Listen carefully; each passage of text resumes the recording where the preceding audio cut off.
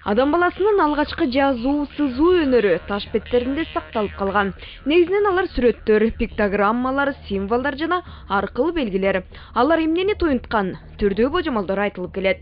Кандай болгондо да баа жеткис мурастар. Бүгүн биз ошол мурастардын бири ташка, териге, металлга жана чопо буюмдарга чегилген айрым тамгалар жөнүндө. Анын ичинде кыргыз урууларынын ээн тамгалары туурасында сөз кылмакчыбыз.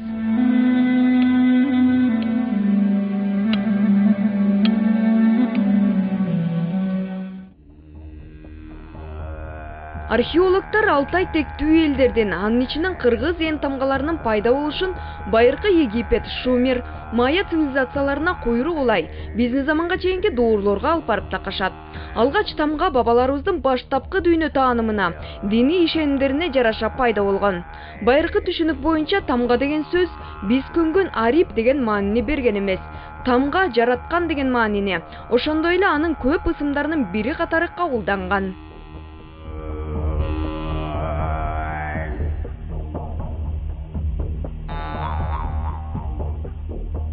Ээн тамганын өзү бул сакралдуу мүнөзгө ээ болуп, анан бир эле мезгилде эфемизм тагыраак айтканда табу иретинде булардын аттары каймана мааниде айтылып, тергелип да айтылып келгени бар. Ошондуктан бүгүнкү күндөгү кыргыз уруулук ээн тамгаларынын аталышы дагы көпчүлүк бөлүгү өзүнүн түз маанисин бербегендиги бул эфемизм тагыраак айтканда табу, бул тергеп айтуу менен дагы мамиле жасалган. Энисе кыргыздардын түз тукумдары катары эсептелген азыркы Тибеттин этегинде жашаган сары угур деген эл бар. Бул угур деген эл бүгүнкү күнгө чейин ошол бир көпчүлүк бөлүгү шаман динин тутумун келет, өзүнүн тилин сактап калган. Бул ошол буларда суң тамга, саң тамга жана башка аталыштагы тамгалар бүгүнкү күндө бул кудайлардын аттары жана кудай дегенди аныктайт. Кызыктуусу айрым тамгалар жана белгилер жер шарынын ар башка чөлкөмүндө табылса да, окшош, түшүнүгү бирдей болуп чыкканында. Бул океандын ары жагындагы байыркы цивилизация, майялыктардын белчесинен кесилип салынган пирамидасы. Египеттиктердикине караганда белчесинен кесилген майялыктардын пирамидасын үстүнөн караганда таманы 4 жарчы болуп кетет. Анын ортосун алар алтындан уютуп тегерек кылып коюшкан. Ал тегеректин борборунда шиш болгон. Ага кишини жаткырып көкүрөгүн жарып, жүрөгүн суруп чыгышканда пирамиданын 4 дубалына чапкылап курмандык чалышкан. Бул асманга күнгө арнап курмандык чалуу дегенди билдирет. Эми ошол пирамиданы карасаңыз, мына 4 тарабынан тепкич чыгып келет. 4 тарабынан тепкич чыгат. Бардык пирамидаларда эмес, классикалык пирамидаларда 4 жагынан тепкич чыгат, ортосу кесилген, жана күндүн тегерек элесин ортого киши койгон сүрөттү көз алдыңызга куш учкан бийиктиктен карап көрсөңүз, жанагы төгөрөктөгү 4 жарчы ортосундагы күн төгөрөк турганын көрөсүз да. Аны кагаз же таш бетине ушундай көрүнүштө түшүрсө болот. Кыргызда бул белги төгөрөктүн 4 бурчу деген эң жөнөкөй тамга катары белгилүү. Азыркы күнгө чейин Ала тоодо, Хакасияда, Алтайда жана Якутияда кездештиресиң. 4 чарчы өзү байыркы булактарда жер дегенди билдирери айтылат. Жердин 4 тарабы батыш, чыгыш, түндүк, түштүк. Мындай караган көзгө аалам төгөрөк тартып, асман жердин үстүнө кийилип турат. Төгөрөктүн 4 бурчун кадимки боз үйдөн да тапса болот. Боз үйүңүздө да карасаңыз эмне болуп атат? Жанагыдай таянычы 4 чарчы түбү, анан жумурланып келип ааламга айланып, ортосуна түндүк турат. Бул жанагы асман менен жердин биримдиги деген философиянын ушул неменин өзүндө турган, боз үйүбүздө турганын көрсөтүп атат да. Төгөрөктүн 4 бурчун чагылдырган тамганын дагы бир вариациясы кут тамга. Ал учурда христиандардын крести катары кеңири белгилүү символ. Кыргыздын курамындагы 10 канаттагы көп сандуу эл болгон Багыш жана ичкиликтердин Кыпчак уруусунун ээн белгилери дал ушул крест сыяктуу.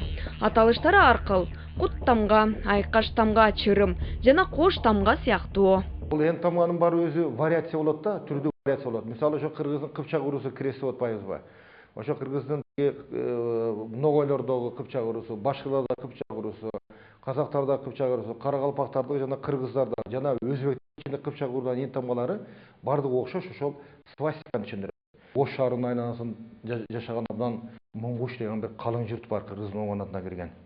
Ошол 12 жылдан турат дагы, мисалы, ошол бир тарабы жагалмай тамга, экинчи тарабы кош тамга. Кош тамгадагы кадимкиде кресттин, тиги немен сиз айткан кресттин бир вариациясы, Ал эми жагалмай тамга деген дагы ошол ошо крест. Бул ошо тагыраак айтканда кыргыздардын ошол урулук эн тамгага бул исламга чейинки шаман динине чейин сыйган чагылдырат. Өзү крест белгиси христиан динине чейин эле дүйнөдө кеңири тараганы белгилүү. Алардын түпкү мааниси кандайдыр бир деңгээлде окшош. Дүйнөнүн так ортосу жана 4 тарабы. Ал эми ортосу кут конгон жери. Ушундан улам кыргыздар куттамга дешкен. Куттамга кыргыздын күнүмдүк турмушунда азыр деле көп кездешет. Мисалы боз үйдүн түндүгүндө, алган эмес ак калпактын чокусунда орун алган. Илгер кен тамгада, кут тамга деп коет экен. Мисалы бул жерде биздин калпакта да турат. Крест. Кут тамга. Көрдүңбү? Круг. Төгөрөктүн 4 бурчу деп чечмеленет да. Илгертеден бери ушул ыйык тамга катары колдонулган.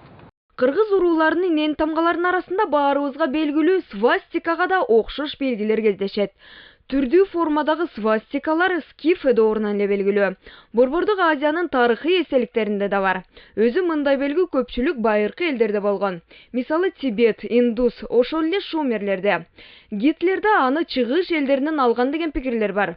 Түпкү мааниси крест же кут тамгага окшош. Анын уландысы десе болот. Чексиздикти, чексиз ааламдын агып турганын туюнтат. Негизи жана чоң символдор деген мындай булар өтө деле көп эмес. Белгилүү маселен жанагы свастика деп айтып жүрбөйбүзбү? Бул свастика деген дарги баргандай чечмелеп, анын багыттары мындай өзгөрүп калса, ошондон көп нерсе өзгөрүп кетет экен деп. Мисалы Гитлер байыркы арийлерде свастика мындай сол жакта карап турчу экен багыттары. Муну Гитлер оң тарапта карап алып, ошону улам кыйраткыч нерсеге бурган деген ар кандай жана мен сөзүм башында айткандай мифтин үстүнө миф жарата берген нерсе да. А бул чынында бир эле нерсе. Бул баягы күндүн, мына күн маселен күн чыгыштан чыкты дедик, Күн чыгыштан чыктагы жүрүп отуруп, мына күн батышка батты. Кайра күн айланып келип чыкканда, бизге көрүнбөгөн аркы караңгы дүйнөлөр менен багытын өзгөртүп, кайра чыгыштан чыгып атат дегени түпкү маани.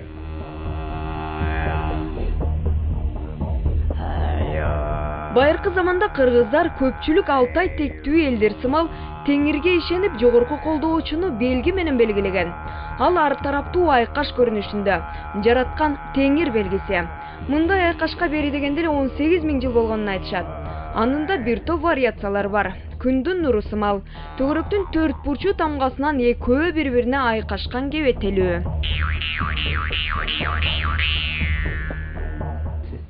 Илгерки тамгаларда ошол ар бир эмеде ошо көккө теңири, умай теңири деп ыйык тамгалардын баарын ошол интерьерге киргизген аракет кылган да. Түбөлүктүү кыймыл, түбөлүктүү жашоо деген билдирет бар. Көктөгү чексиздик.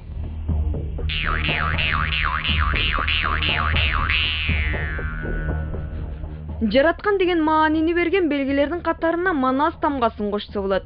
Бул тамга алтын менен күмүштүн ширөөсүнөн бүткөндөй, айың менен күнүңдүн бир өзүнөн бүткөндөй, асман менен жериңдин тирөөчүнөн бүткөндөй деп чечмеленет. Элибиздин асман менен жердин биримдиги деген түпкү философиясынан келип чыккан. Көк мелжеген көк кыя, мына чаап чыгып барды дейт, эми көрүнөбү бир жан деп көз көтөрүбүз. Үстүндөгү асман, асмандын өңүрүнөн күн чыгып келатат, баркырап, шыркырап атан көрө. Түбүндө көмкөрөсүнөн жер жатат, ортосунда тиреп турган неме бар. Жанагы түркүп турат да.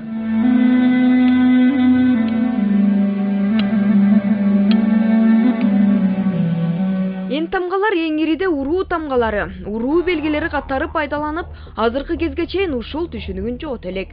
Түрк, моңгол, угров, фин, иран тилдүү үй-бүлөдө сүйлөгөн элдерде, атап айтканда кыргыз, кыпчак, түркмөн, уйгур, каракалпак, хакас, алтай, тува, башкыр жана ногойлордо эзелтеден сакталып, айрым ареалдарда, өзгөчө кыргыздарда байыртадан туруктуу колдонулуп келген. Алгачкы жамааттык коомдор бузулуп, мамлекеттүүлүктүн алгачкы белгилери пайда боло баштаганда, эл урууларга бөлүнүп, аларды айырмалап кароочу куралдар керек болгон. Дал ошондо эн тамгалар уруулардын белгиси функциясын аткара баштаган.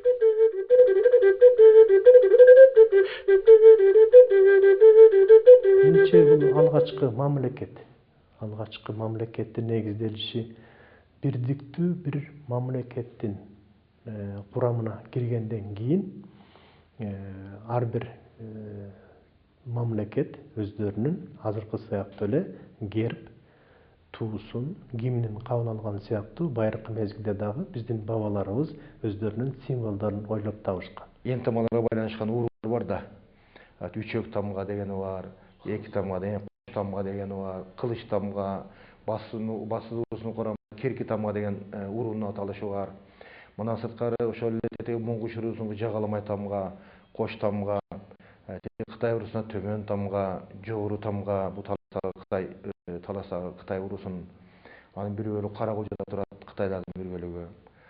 Bunun бардыгы ошол уруулардын өзүнүн аталышы, уруулук эн тама менен аталышы, бул өзү эн таманын ошол тиги алгачкы общиналык, алгачкы жамааттык коомдуулук калыптанып турган идеологиянын бир багыты, бир башаты катары деп айтса болот. Эзелтин көп элде, анын ичинде Кыргызда да ар уруунун элдин колдоочусу болот деген түшүнүк бар. Айрымдары колдоочу катары жаныбарларды көргөн. Аалымдардын айтымында айрым уруулук эн тамгалардын жаралышы ошол колдогон тотемдик жаныбарларга байланыштуу. Тамга алардын сөйлөкөттөрү катары берилген. Алсак кыргыз уруулук эн тамгаларында учуп бара жаткан кушту элестеткен эн тамга белгилери бир топ санда учурайт. Ошону менен бирге жагалмай тамга кыргыздын бугу, муңгуш, сарбагыш, баргы, моңолдор, сарттар жана черик урууларында эн тамга белгилери катары чагылдырылат. Эн тамга белгилеринин вариациялары түрдүү формада болгону менен баштапкы жалпы бир маанини туюнтат. Мисалы эркиндикти, бийиктикти. Куштун элеси азыр деле айрым өлкөлөрдүн мамлекеттик символдорунда келтирилет. Мисалы казактардын желегинде, кыргыздардын гербинде түшүрүлгөн. Бул адигине уруулук тобуна кирген бөрү уруусунун эн тамгасы. Ал отурган карышкырдай элес берет. Бөрү эзелтеден кыргыздар гана эмес, түрк, моңгол тилдүү элдер дээрлик ыйык туткан жырткыч жаныбар болгон. Мисалы түрк уламыштары боюнча түрк элин түптөгөн Ашина уруусунун түпкү атасы бозгурт, бизче бөрү делет. Айрым уйгур урууларда бөрү атадан таркаганбыз деп келишет. Башкырлар баш карышкырдын тукумубуз дешет. Бул болсо көкөр тамга, башка аталышы кашка тамга, саруу уруусу колдонуп келген. Кочкор мүйүз мотиви кыргыздардан тышкары бурят жана моңгол орнаменттеринде бакыбат жашоонун, өнүгүп өсүүнүн символу болгон. Ал малдын башынын санынын көбөйүшүнө таасирин тийгизген. Мисалы жана кулжа тамга деп 6 айлыктарда айтылат. Булардыкы дагы ошо 8-кылымдагы бабаларыбыздын бир тамгасы, ошо кулжа тамганын бир канча варианты бар экен. Аны биз Чолпон атадан, Тосордон, Тоңдон жана Алайдан кездештирдик.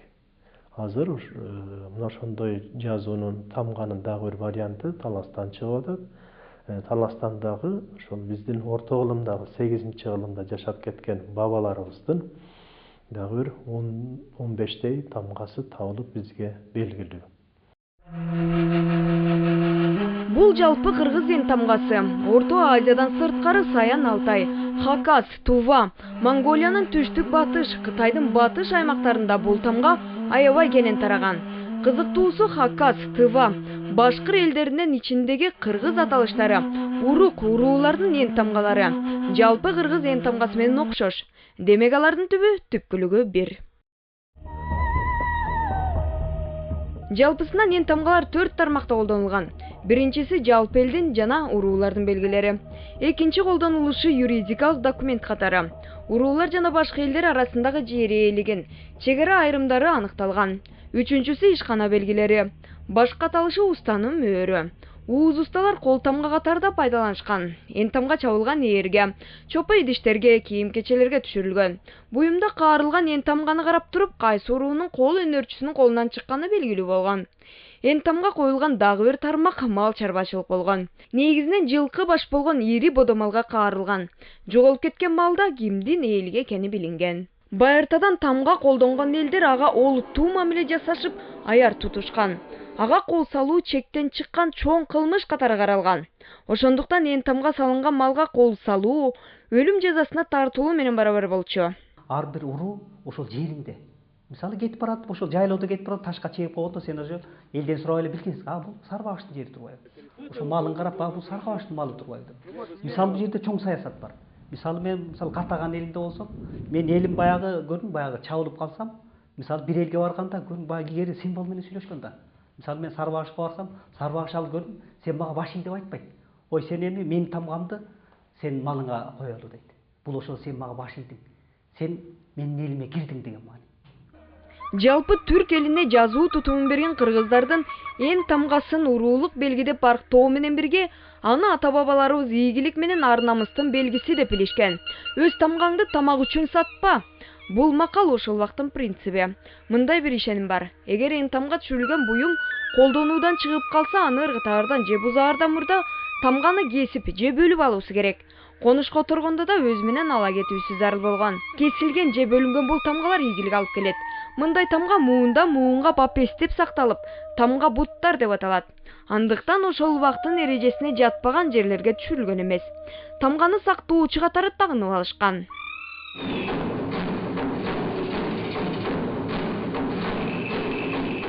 Түрк элдеринде анын ишинен кыргыздарда ошондой эле моңгол элдеринде гана кан же каган урууларга жана ар түрдүү кадыр барктуу кландарга тамга бекитип берген.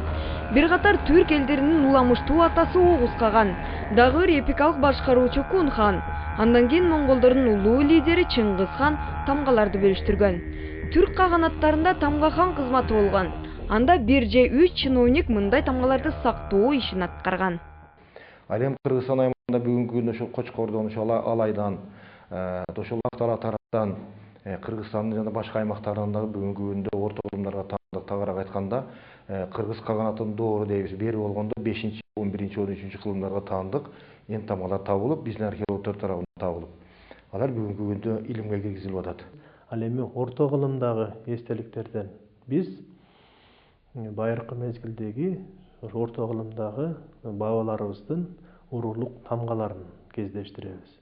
Балким жалпы элдин тамгасы болгон, герб сыяктуу, ошон менен бирге ошол элдин курамын түзгөн уруулардын өздөрүнүн уруулук тамгалары болгон.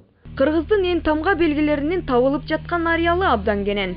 Буга Хакас, Менусин ойдоңундагы, Тува жана Тоолу Алтайдагы таш бетиндеги белгилер, Энесай кыргыздарынын түз урпактары болгон Хакас өбөктөрүндөгү Тува жана Алтайлыктардын эн тамгаларындагы аналыктар мисал боло алат. Бул белгилер кыргыз жашаган аймактын чегин, ал жакта кимдин жашаганын аныктаган. Демек эн тамга географиялык да маалымат болуп эсептелинет. Биз Евразиядагы 5000 жыл ичиндеги тамгалар менен иштегендиктен биз бир аз сак болушубуз керек кээде. Себеби бир тамга жана мейкиндикте жана мезгилде бир тамганын формасы эгер эл жактырса, анда чегара деген болгон эмес. Ал тилине карабай ар кайсы элдин уруулук тамгасы катары кызмат кылып кетиши да мүмкүн болчу. Анын мисалын биз азыркы мезгилдеги символдор менен айта алабыз. Мисалы 5 жылдыз Американын желегинде бар, Турциянын желегинде бар, Эстонун желегинде бар болчу, Өзбекстандын желегинде бар деген сыяктуу. Бирок эн тамгалардын кайсы доорлордо пайда болгону так белгисиз. Айрым изилдөөлөргө караганда уруулук белгилер Евразиянын аймактарында биздин заманга чейинки 1-миңжылдыктан тарта таанымал. Башка маалыматтар боюнча эзелки коло доорунан бери белгилүү. Кыргыз эн тамгалары жөнүндөгү маалыматтар алгач ирет Кытай жыл баяндарында 7-8 кылымдарда эскериле баштайт. Бул маселе боюнча Тан династиясынын 7-10 кылымдарда мамлекеттик расмий чиновниктери атайын иш алып барышкан. 11-кылымда жашап өткөн бабабыз Махмуд Кашкаринин тигинемесинде изилдөөсүндө кыргыздар тууралуу маалыматтар алардын тамгасы жөнүндө. Ал эми кыргыздардын тамгасы жөнүндө кыргыз тамгасы деп бул Рашидаддин 13-кылымда жашап өткөн Рашидаддин китебинде кыргыздын тамгасы жөнүндө маалыматтар. Ал эми 9-кылымдагы Тан династиясынын тушунда Танхуяо деген бир илимий жазылма бар. Ошол жазылмаларда Тан династиясына чектеш жашашкан мамлекеттердин уруулук эн тамгалары жөнүндө маалыматтарды берген. Ошондо кыргыздын эн тамгасы жөнүндөгү маалыматты ушул кытайлар берген. Анткени кыргыздар жылкыларына кандай эн тамга басат деген жалпы кыргыз эн тамгасы жөнүндөгү маалымат дал ушул тетиги Кытай жазма булактарында берилет. Эң тамгалар дагы бир түпкү чындыкты ортого чыгарат. Азияда араб, жөөт, индус, Кытай, Корей, Тай, Тибет жана Жапон эли гана байыртадан өз жазуусуна ээ болгон деген туура эмес. Элдердин бул элиталык тобу менен бир катардагы сапта кыргыздар да турат. 20-кылым башталганга чейин кыргыздар жазуу сызууну билишкен эмес деген ойлорду тарыхчылар четке кагышат. Бул туурасында түпкүлүктүн кийинки чыгарылыштарында кеп кылмакчыбыз.